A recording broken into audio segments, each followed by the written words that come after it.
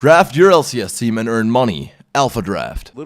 Has a little bit more carry potential in maybe one of these, I don't care, I'm going to pick Vayne. One of those type of situations where he can really stake his claim on his sort of prime AD carry position. But we are into the picks and bans, and so far it's been pretty much the same. Sure, so far we have Lissandra and a Rumble banned on the blue side. Rek'Sai is not going to be seeing any play, and Kassadin. Yeah, so the only change up here being this Rumble banned away from potentially Looper, and Aluka not wanting to first pick that one, not wanting to grab that one away for himself, and they just don't want to allow that champion onto the Rift. So World Elite wanting to have sort of a different playstyle this game, and do you think that Nas is going to get through yet again? There's only a couple of bans left. I'd have to expect that to be the last ban coming out from M3, just because of how much work Looper was able to do on that champion. I'm actually surprised to see World Elite picking up Rumble and then refusing to let it through, showing a lot of priority on that Rumble pick. The Tristana pickup, we're starting to see a little bit more in the LPL. I mean, I thought it was just a Crystal special, but even banned against M3 here. Yeah, well, Candy was very scary on that champion. Also seemed to know its limits very greatly there, managing to pick up that solo kill in the top lane. So, intelligent ban, but a few more sort of sought-after champions that are still available here. Of course, every jungler apart from Rek'Sai is available, and Na's going to be the last one taken off the board. Pretty intelligent decision there. Not wanting to let that into the hands of World Elite just because Na's so strong at the moment. And you have to think if it's going to follow previous trends, we're going to see an early Janna pick into an early Jarvan pick from M3. That's the flavor we've been following so far, but maybe we'll see a curveball. Yeah, maybe we'll see something else coming through. Janna has been hovered here by World Elite, so looking to be following the trend. It might be a Thresh in answer from Love CD here. We'll see what he decides to go with in response, but UJ looking at the next option here and showing his next champion that he's going to offer. Yep, so that will be locked in, you'd have to think. Yep. Jarvan's been the standard response, just so much lane pressure, and with Rek'Sai not available, clearly the Prince of the Jungle. Obvious reference is obvious right there. Insta-locks it for himself, does Rua. He does. So, no surprises there. We'll see what Looper decides to opt for. Of course, there are a few other options. Candy going to be looking at the Corki here. So, taking that away from STYZ. Actually, Ninja going to be locking in the Ninjas. Second time that we've seen Ninja picking up that particular champion. I believe he played it in his first game here at the LPL. It's a very interesting straight lock-in. Just locking in Dade's signature Z right there. It's a very different flavor to what we've been expecting from Ninja, obviously. He's usually playing that long-range wave clear champion. Now moving on to an assassin. And Dade, he has so much experience playing that Z. I'm sure he has some ideas of what to play against it. This would be an interesting lock-in, whether it was for whatever lane, but let's let the well, you can dodge the death mark with your Sanguine Pool. It's a very specific timing on that. It's actually a very difficult thing to pull off, but it would be sort of like, but if actually, boy, it's going to be the assassin off here in the mid lane, the Ninja versus Dade, and the Zed versus Yasuo. So we've seen this matchup being played out a couple of times, but we'll see how it does work out. And of course, Maokai being locked in here for Looper, and STYZ hovering over that Vayne, maybe wanting to go for the Uzi route.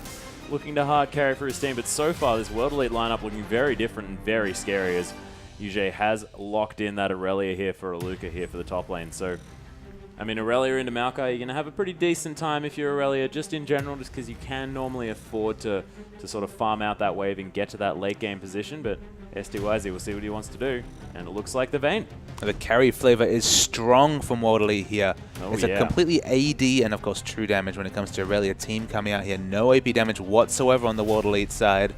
All they need to decide is the support for M3. I mean, one thing I want to come back to, Dade's picking Yasuo into Zed. He's basically counter-picking himself. This is the Dade special, though. He loves to counterpick himself. He does love to counterpick himself to mix success, but he's going to take that exhaust just to have another tool in the all-in there. Zed's one of the strongest picks against Yasuo, so, I mean, the Yasuo is so exciting because, of course, Dade's proficiency with that champion is known worldwide. Oh, yeah. But it's a hell of a risky pick. It certainly is a risky pick. We'll see whether it pays off. Of course, he's Dade known to pick interestingly in the draft phase, but I'm not sure whether he's ever gone this deep as far as the counter picking himself is concerned, and maybe just disrespecting Ninja Zed a little bit. That's what it seems like. That's what shouts out to me, is that he's confident enough, even in a counter matchup, to at least go even. They have so much synergy for him on that team. They got Maokai, of course, can hit him up with the Q. Jarvan has a bevy of CC to be able to flag and drag in and set up the ultimate there. They have a lot of setup CC for this Yasuo. And if he can go even or better in lane, it's looking great for M3. Yeah, it certainly is. And having the ability to get that last breath off whenever you want it to, that's super important when you're in a Yasuo comp, just because you really want him to get that 50% armor penetration at the beginning of a fight so you can just tear people apart with all of his abilities. And of course, that Steel Tempest being on such a low cooldown after you get your first attack speed item in that Static Shiv, it's just really scary to behold. And recently had a couple of buffs. And the other exciting factor, of course, is that STYZ's finally gone back to his carry route. Enough of the Sivir. Sivir was actually available here, not picked. And the Corki was taken away. Finally, he says, all right, carry pants on. We're going to play Vayne. Yep, and Candy on the Corki this time. We've seen Corki not necessarily working out to great effect. I believe it was in the hands of IG where the Corki sort of just snowballed out of control in that matchup. But other than that, Corki's been a little bit underwhelming. Of course, that Phosphorus Bomb taking a little bit of a hit with the missile speed. So not quite being able to have the guaranteed burst that you'd otherwise want, of course, in our last matchup. That 1v1 that Candy managed to score was by flashing out of that Phosphorus Bomb that was quite telegraphed. I guess kind of my view on the Corki picks today is that teams have been picking Corki, and then they haven't really had set goals for how to play around that Corki. The Corki pick's all about the mid-game grouping into sieging and taking turrets with that Trinity Force Sorcerer Shoes power spike, and that hasn't happened. That's only happened in one game, and that's where Kid went monstrous on that Corki. There's still plenty of power in that champion, still lanes very well, still safe. He still has that amazing mid game, but if your other lanes lose or for whatever reason you're not able to group with that Corki, it just negates the point of the pick. Yeah, and I certainly like the Corki pick up with the likes of Annie coming through on your side as well. You sort of have that targeted stun that you can get through with that that Q, the Pyroblast, I believe. Something? Not entirely. Incinerate. Incinerate, correct. Yeah. So that's easily laid down. Then you can get a Phosphorus Bomb over the top. You can follow up with some rockets and really get some massive burst coming through, and especially when that Tibbers does come down. I mean, Love City going to have a lot of work. But we are going to be onto the Rift, ladies and gentlemen, in just a moment.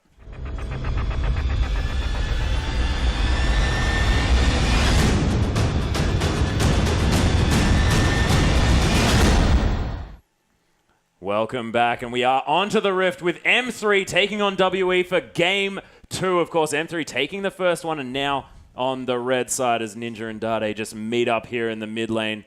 WE now on our blue side. Wanted to see what they can do, of course. Very defensive starts from both of our teams. Sort of that 5-point defense across the board. We'll see whether anything comes through. I'm going to enter this game with a lot of excitement just because you look down this team that M3's created here. I mean, they're all about going in. There's going to be some amazing wombo combos coming up between the knock-up combinations of Maokai and Jarvan, and of course the last breath from Dade. The flash Tibbers is going to come in. And there's no difference on the WE side. They're going to be committing hard. I mean, Zed goes in. Vayne's all about doing damage at 550 range or less by cancelling her autos with Tumble. Yep. I mean, Aurelia's going to be in the fights. This is basically going to be team fight central, hopefully. I don't see how it can't be with the champions that are picked, but it should be team fight central. Yeah, and we'll see how Spirit actually does on this Lee Sin as well. First time we've seen him playing Lee Sin in the LPL, has been favoring the Rengars, the Riven, and of course played a bit of Kha'Zix as well. So see whether picking up this sort of more standard jungler is going to work out for him. Of course, everyone plays a fantastic Lee Sin, Spirit being no exception, but we'll see whether he can have the impact on this champion that he wants. And let's see again how Dade goes in this, what we like to say is a counter matchup. I had the chance to watch Spirit play Lee Sin against I believe it was CJ Entus in the Masters semi-final earlier last year, and he completely dismantled the enemy jungler on Lee Sin. So he has a lot of potential on Lee Sin. Oh, yeah. I'm surprised that he's not been moving towards that pick, but I guess he's been going for the more carry-style jungler with the Riven picks earlier in the LPL. If he can really get on top of Ro here, I feel like W have a good chance of finally picking up that first win of the season. Oh, Spirit actually looking to come through for a level 2 gank here as well. Really get STYZ rolling. Has hit that level 2. Has actually flashed forward as well. Love CD is so incredibly low. Candy is going to use that heal, but oh, the last hit, not going to be enough. And a lot expended to pick up that I guess, just a flash here on Love City. Yeah, awkwardly, the Q did hit a minion there for Spirits, who wasn't able to fully commit there, but they're going to push together and deny a lot of farm from Candy. Candy's going to be significantly far behind in this lane. Yeah, Dade going aggressive onto Ninja here as well. Both of these mid laners going very low. Dade just trying his very best to charge up that shield from his passive and give himself a little bit more trading potential. You can see the stack of minions a little bit better here for Dade. He's farming effectively. Both Ninja and Dade farming out quite nicely here in this mid lane, considering the fact that they need to harass each other at the same time. Spirit coming around yet again. The wind wall to come down. Dade going to flash after going through with that E. So beautifully played from Dade. Quality evasive maneuvers, but now he's going to have to play even more defensive in a counter matchup. It's going to be very difficult for Dade, but if there's any man who can weather this storm and get through laning phase on Yasuo versus Zed, it has to be Dade. It certainly does. And Spirit offering the pressure, but not quite being able to make it work just yet. And Lupa, some nice harass using that Q there as well. So Dade looking okay here. And in fact, Ninja gone back just to try and purchase some more kill potential here with this extra longsword.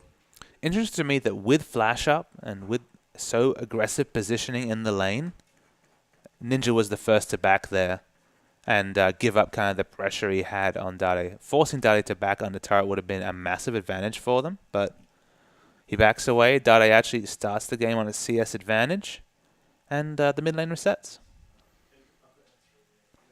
And Spirit making his way back down to the bottom lane yet again. Love City does have the stun available. Candy's going to come up and ward this one out. Spirit's going to be spotted here.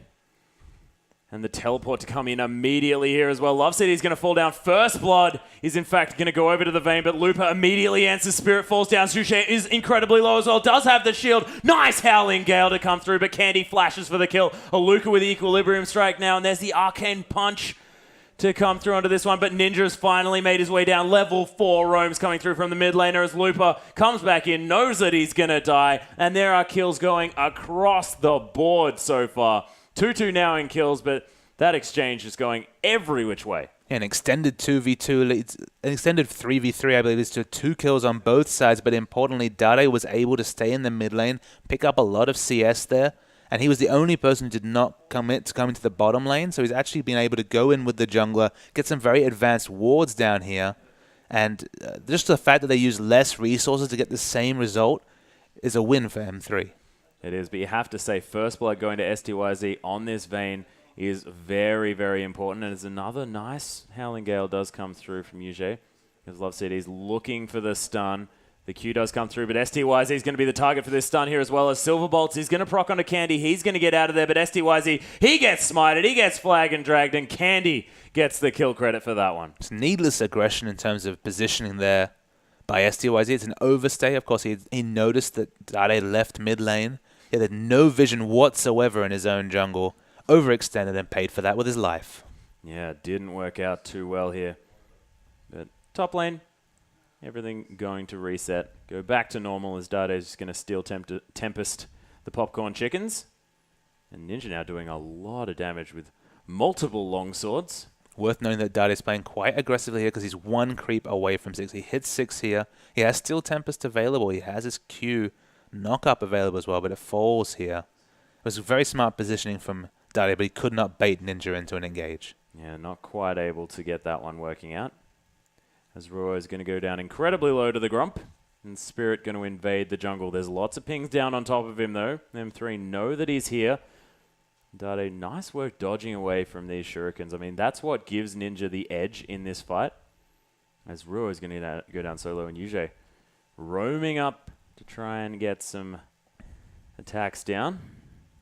Going to be spotted out by a ward, but Ninja going to be caught yet again. That's going to be the last breath actually being used here by Dade, just to try and get a little bit of extra damage. You can see has the CS lead as well, as he's going to use some nice Steel Tempest just to get some extra creeps. He's actually controlling the minion wave very smartly here as Dade. He was keeping the minion wave on his side of the map. Even without flash, is able to farm very safely. And he's going to get through this laning phase with a 7 CS advantage, let alone any sort of disadvantage from the matchup. So Dade is showing why he's thought of so highly on this Yasuo. He's playing it very smartly in lane. He most definitely is, and we haven't seen him on it too much recently, but looking really, really good at this stage as Spirit has been spotted out in the enemy jungle. Actually, I believe managed to steal away a buff. Not entirely sure. We didn't really see what had happened, but being very sneaky as the Steel Tempest going to come through onto Ninja, and then the E to back straight out of it again. Kind of waiting for these big ultimate power spikes coming out from both Ruo and Spirit in the jungle here. Both of them stuck at level 5, not level 6 just yet. And Dade finally, his flash is coming back off cooldown, so of course, finally, he pushes that mid lane out. Ooh, Sonic Wave just missing Dade there as well. That would have spelt the engage. We do have the death mark available from Ninja as well, so his engage potential very, very high as Aluka has this lane at exactly where he wants it. And Lupa unable to push up too far in fear of Spirit's Lee Sin. It's a nice knock up there onto Ninja as well, so Dade playing very, very well. I have to wonder how many of the mid laners in the LPL Dade will be confident enough to pick Yasuo into Zed of, or even just a counter pick of that level, you know, counter picking oneself to that level. It's something that Dade has been doing in the off-season cups. He has been happy to take bad lane matchups, but is it just a case of him, you know, considering Ninja more of a passive player and thinking that he can't take advantage of the more aggressive Zed in this matchup? Or is it just a case of his happiness in this matchup? We don't know for sure. And just for our viewers at home, why do you consider the Yasuo to be countered by this Zed? I mean, usually in a 1v1 melee matchup, you might fancy a Yasuo. You know, the wind wall can be super effective against a lot of auto-attacking champions, but against Zed, he has so much targeted damage that can't really be negated by wind wall that there's a huge amount of assassination potential. And of course, he has ranged harass with his shurikens. He's able to whittle down Yasuo's health whenever he tries to go for minion hits, and then all in him with the ignite here. So there is a lot of kill pressure on Zed's side if he plays aggressively, and especially if his jungle's there to help. Yeah, so we'll see whether Ninja can assert that dominance. Has decided to go for the Bilgewater Cutlass here as his first sort of semi-major buy.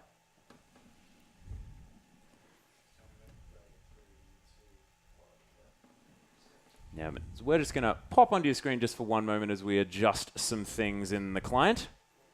But yeah, so far, I mean, Dade looking very, very good on this Yasuo. Things going well for M3. They had that scuffle in the bottom lane. STYZ did manage to get first blood in this vein, and that is very, very important. Mm-hmm. But so far, things looking pretty good for M3. And after that big advantage to start things off, went too aggressive, overextended in lane, did STYZ, and paid for it with his life. So once again, Candy's actually in a very good spot to carry. He has 2-0 very early. He's on that Corki, which was a favorable lane matchup against the Vayne. Going to hit Trinity Force at a good clip. Yeah. And it'll be interesting to see if this will be another example of using Corki's power spike effectively, or whether we'll be seeing more of this lane-pushing Corki that doesn't want to group and siege down turrets after he picks up those items. Yeah, we'll see what does come through as Ruo is making his way here to the bottom lane. He's not going to be spotted out, but isn't going to go too aggressive because, of course, WE playing very far back.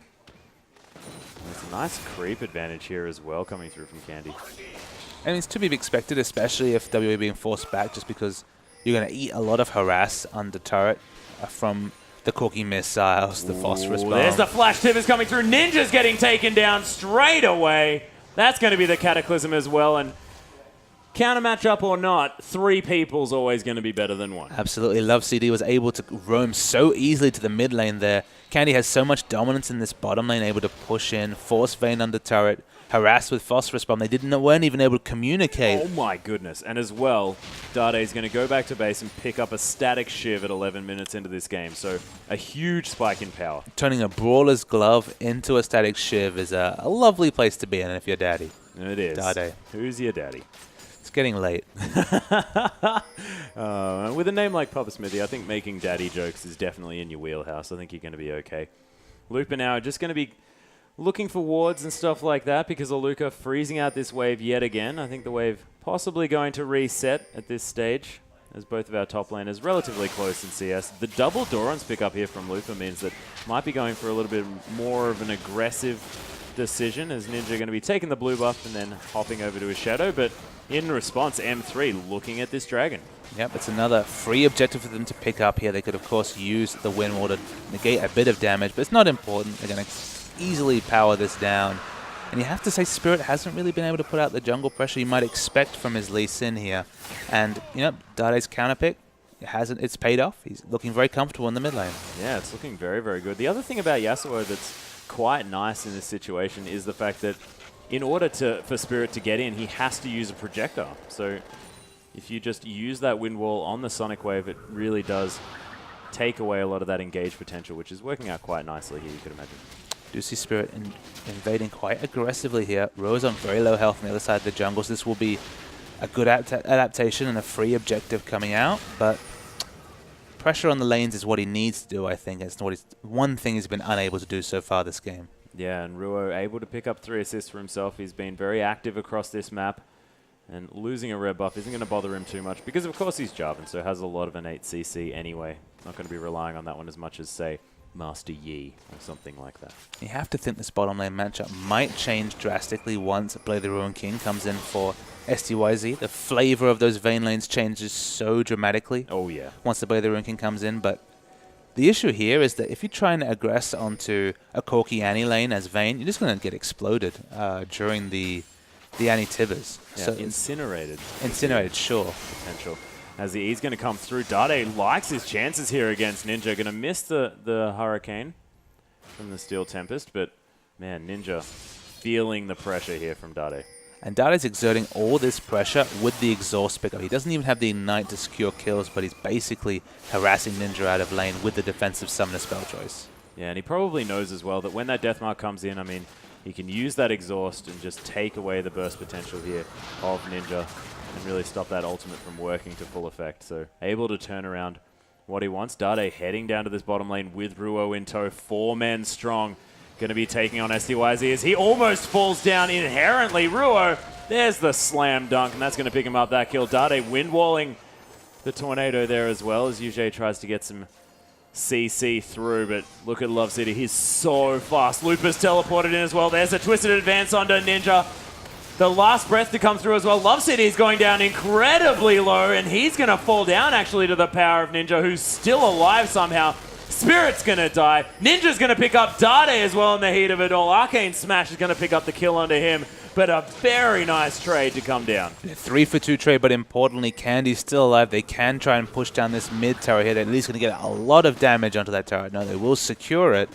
3-for-2 in a structure, looking great for M3. Yeah, it was looking far worse for WE though. Thankfully, Ninja with some very fancy moves, managing to pick up a couple of kills that he really had no right in getting. So that is definitely the saving grace here for World Elite, but you have to admit, things looking pretty good for M3, like you said. Kind of have to question Aluka in the top lane here. Had teleport available, did not use it. Okay, he's been able to get a power spike here. I'm hoping that he's going to notice that he has the double sheen action going on. He does. He did. Don't worry, guys. That was a visual bug. Very cute. Working towards the Trinity Force, but still clearly about 1250 gold away from completing that, or 1175 gold, I believe, away from completing that. And Dade, he's gone for the Ninja Tabby here. I think that's an excellent choice. It just means that in those trades, he's going to be taking that much less damage in the mid lane, and with exhaust as well. Oh, nice use of that. He does manage to get that tornado available, and Aluka with a little bit of a sheepish teleport. Makes it look easy, doesn't he? Certainly does. The Windwalker himself. And it's just a pleasure to see. Oh, as we have the flag and drag, there's going to be the last breath coming through. Spirit gets eliminated. Ninja now caught in that cataclysm, but not for long because he's twisted advance, and Looper going to come through and save Ruo and help him pick up a kill as well. So things looking really nice, and M3 starting to get going. 2-1 and 3 now, but 3-0 and 5 for Ruo on this Jarvan. He is everywhere this game. We were talking about that knock-up synergy finally coming through in very spectacular fashion right there. Aluka is able to counter-push and get this top turret, so that's a small win for WE here. But otherwise, this game is looking almost panic stations at 16 minutes if you're a WE fan. It really is, and it looks to be all sort of stacked up on STYZ here, who now has this Blade of the Ruined King finished. Does, of course, have a couple of Doran's Blades as well. So looking to try and get some dominance on this lane now, but with Love City hanging on to that stun, he really just can't go in range. And every trade he's taking has been a disadvantageous one. He gets a very nice trade in there, but of course is being zoned by this Annie who has all summoners available, stun available, Tibbers available, cannot aggress onto this Corki. Yeah, and Corki as well does have a Vampiric Scepter as well, just in answer to the extra lifesteal that's available for SDYZ. Is Dade just going to come in and pressure Ninja out of this one? Just has so much damage. And now with the Bilgewater Cutlass as well, he's not going to be moved from this lane. Oh, Twisted Advance for ages onto Ninja here from Looper. He likes his chances. The Righteous Glory actually going off to get himself the slow. And look at that, the Arcane Smash. Another Twisted Advance to come through. Dade's coming around. Ninja not quite as slippery as he'd otherwise like, and Dade picking up the kill. That dive was ridiculous. Meanwhile, in the bottom lane, Love City picks up Spirit. Actually, not in the bottom lane. What is going on this game? M3 are just killing everyone everywhere. S2YZ is the only person alive here. I don't think he has the smooth moves to get rid of himself here. He's going to fall down as well. And the snowball, it's happened. Yeah, it certainly has. The flash needing to be used to get out after that stun. Tib is going to tank up this turret a bit so that Ruo can escape. And WE just look like they're flailing at this stage. So hard to cast when all over the map in different unrelated engages. Oh, yeah. M3 have been taking down advantage. He's going to take it down another dragon here. And we thought this might be WE's big re-entrance and SDYZ's big chance to show that he has that carry nature to him. But they're struggling, and it's only really Aluka in the top lane here who's can go without criticism. Yeah, and Aluka not necessarily the one that we've been looking for to carry for World Elite, but at the moment it seems to be on his back whether or not World Elite can get back into this one because, you know, as we mentioned, I mean, there's a lot of carry potential coming through. Dade's looking huge right now on this Yasuo. The only sort of saving grace you could imagine is sort of the late game prowess of a lot of the members of the World Elite squad. I mean, Ninja's going to be massive in the split push. Aluka, I mean, they could do a 1-3-1 with the Aurelia and the Zed, but not a lot of wave clear left over there, so things looking dangerous. I think it's very risky to talk about late game when at 19 minutes into the game we're talking a solid 6k advantage for M3. They're well on top here. Yeah. They're well in the ascendancy. It's going to take maybe some smooth moves around Baron, as we saw from EDG, to almost get back into the game against Snake. Or just something different and out of the box, because M3 in every lane, barring top, are showing massive advantages. Yeah, and Dade is farming up a storm here as well in this Yasuo. Going not for sort of the direct Infinity Edge to really make sure of that double. Oh, Spirit's going to come through, kicks Love City out. He's going to get taken away straight away, but Candy going in so aggressive. There's a Twisted Advance on SDYZ. He gets just destroyed. So much burst coming through from Candy. Going to be Ninja coming through with the Deathmark here onto Candy as well. Doesn't quite manage to land too much, and the Deathmark's going to go off. Doesn't get the kill. Yushai's going to fall down. Ninja's going to die as well. Candy is a monster and killed Ninja before he could do anything. That was just an unbelievable outplay coming from Candy there. Miscalculated his damage, did Ninja. The fourth kill to line up. I believe that was a quadra kill delayed coming out from Candy right there. Oh boy. Absolutely gigantic, and we've now got a repeat situation with Candy with a massive amount of kills. 7-0-5 now on this Corki. They're going to head through to the inner turret as well here in the bottom lane. And World Elite, I think that they may have just left their computers at this stage. I mean, there's just doesn't look like a lot that they can do as we see this fight again. So we go into the replay here. It was a very nice initiation on Love CD. They get the early kill, but look how aggressive Candy moves right there. Looper comes in. They blow through S2YZ like he's nothing here with the massive power spike coming out from Candy. And this is the critical moment. Flashing away from the guaranteed Z damage and then surviving on about 100 health. So he gets the first kill. Ninja flashes in, trying to get the auto, of course, would have applied the passive. It's no good. And we come back to live, and Dade's got another one. Yep, S2YZ falling down as Dade picks up that kill with the help of Looper, and you could imagine that was a last breath and Arcane Smash combination. It's just, Dade has so much synergy with so many other members of his team. I mean, both Looper and Ruo can set things up for him, so as soon as they're roaming the map, Dade just becomes so much more of a problem.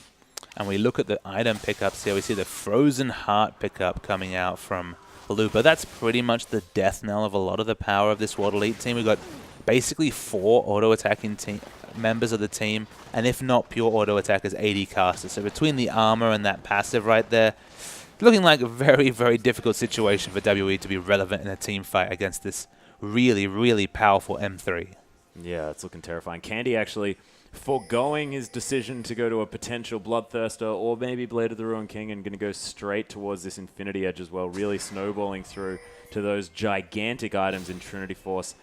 And as Aluka might be caught here as the Righteous Glory does get popped. There's the slow coming down as well, and Dade is just going to hop, skip, and a jump throughout this one. Ruo is going to take down Ninja in the meantime, but in the bottom lane, Dade does manage to finish off Aluka.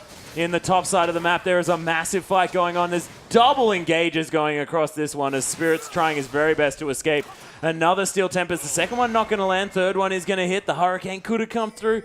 We'll never know as Spirit does make his way to safety. Ruo going to add his pressure here to the mid lane, and across this map, M3 are coming out ahead. In every lane, M3 is putting the pressure down, getting solo kills, picking up objectives, and it's just a steady flow of advantages coming to M3, and they're graciously accepting them with open arms. They certainly are, as the inner turret in the top lane, the last one standing, going to be aggressed on here as Dade makes his way around.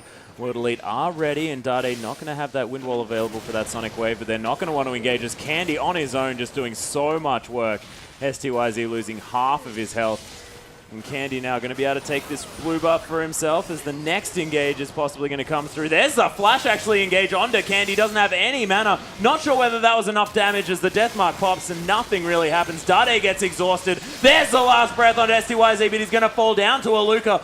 Low health bars here on the side of M3, and there's the teleport coming through from Aluka, attempting to anyway, as Lupa just obliterates both STYZ and does a lot of damage to Aluka as well. And Candy was waiting for mana to regen right there, but Ruo's going in. There's the Flash Cataclysm to come through. The Flag and Drag, not quite enough mana on the side of Ruo to follow through with that one, but has managed to get a lot more damage, and just looks like M3 have so much control. Yeah, Candy probably could have come through and cut off Spirit, but he was more interested in getting damage on that inhibitor turret of World Elite right here. It's just full control coming out. There's no wards even on the map at this point from either team.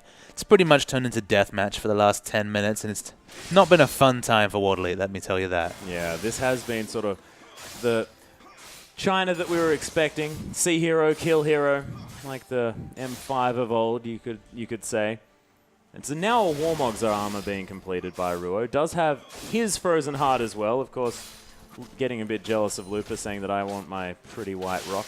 Please let me have one as well. And he does pick his up also. It's going to be the Quicksilver Sash now picked up from Dade as well. Doesn't want to get CC'd. Wants to be able to walk around these fights on the wind as he would. And Spirit going to be picking up his red buff. Possibly donating that one over to STYZ, who's going to come in, but M3 have their eyes on the dragon, and you have to say, World Elite not going to do anything about this. Yep, the third dragon's picked up. It's actually the patented kind of defensive choice when it comes to items from Dade. He has gone for the Blade of the Ruin King second into the QSS, you know, just going for a bit more security in these team fights, ensuring that he's not exhausted, that he's not taking a lot of damage or CC'd in these fights. And the Righteous Glory is activated. Yeah, there's a Twisted Advance as well. Spirit gets aggressed on. There's a Tibbers to come through as well. Nice Flag and Drag for multiple knockups, and Spirit's immediately taken out of this one. Ninja gets knocked up, but he's going to just get immediately wrecked, and Lupa kills Aluka.